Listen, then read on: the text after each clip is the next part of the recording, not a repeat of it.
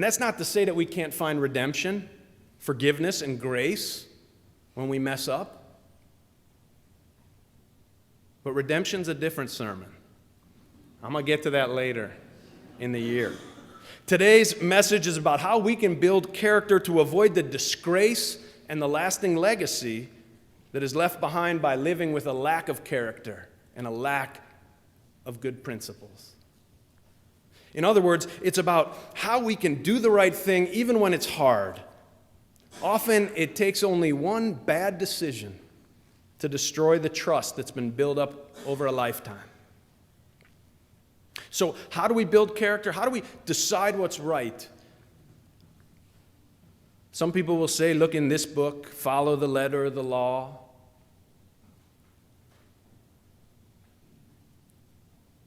But one of the best ways for any of us to discover how to live and what our core principles are and ought to be is simpler than that. To begin with the end in mind. We need to take a moment to think about how we want to be remembered.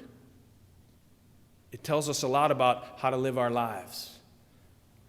How do you want your loved ones to remember you? What do you want them to say at your funeral?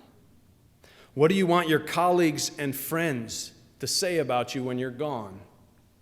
What will your children say?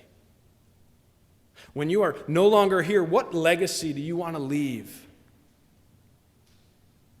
When we take the time to answer those questions, we can often discover a map that can guide our lives. In the end, our true joy and satisfaction comes from living our lives in a principled way, even when the cost is high. You might be able to win the race if you sell your soul, but in the final analysis, you will have lost it all. Everything that's important, everything that matters. Dr. Martin Luther King Jr. said that he prayed 1 hour a day, except, of course, when he was really busy, in which case he prayed for 2. Don't let life live you. Take the time and build the character to live a life worth living. Keep in mind that it doesn't interest me what you do for a living. I want to know what you ache for. And if you dare to dream of meeting your heart's longing. It doesn't interest me how old you are.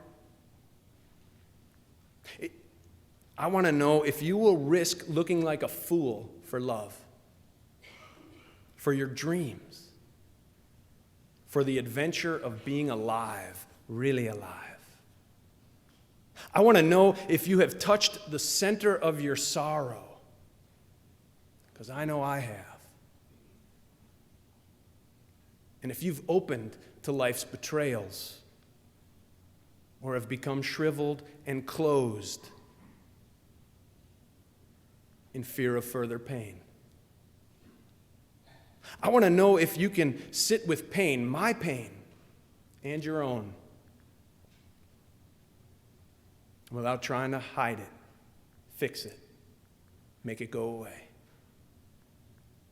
I want to know if you can dance with wildness,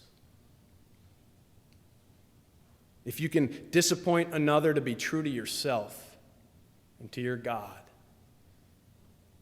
whatever you discover your God to be. If you can bear the accusations of betrayal and not betray your own soul.